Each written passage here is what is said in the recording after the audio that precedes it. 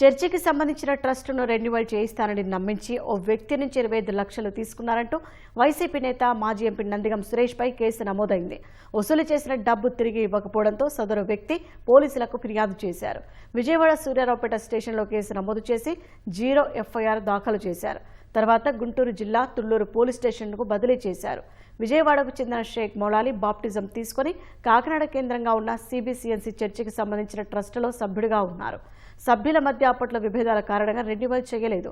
దీంతో మౌలాలి కొందరు సూచనలతో అప్పటి బాపట్ల ఎంపీ నందిగం సురేష్ను కలిశారు. ట్రస్టును రెన్యువల్ చేయిస్తారని సురేష్ హామీ ఇచ్చి 2.5 కోట్లు అవుతుందని చెప్పినట్లు నిందితుడు ఫిర్యాదు చేశారు.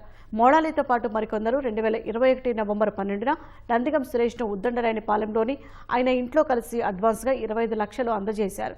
ఎన్నిసార్లు అడిగినా పని చేయలేదు సరికదా, మరో 75 లక్షలు డిమాండ్ చేసినట్లు బాధితుడు పేర్కొన్నారు. అనుమానం వచ్చి 25 లక్షలు వెనక్కు ఇవ్వాలని ఒత్తిడి చేస్తున్నా నందిగం సురేష్ చెల్లించడం లేదని మౌలాలి వెల్లడించారు.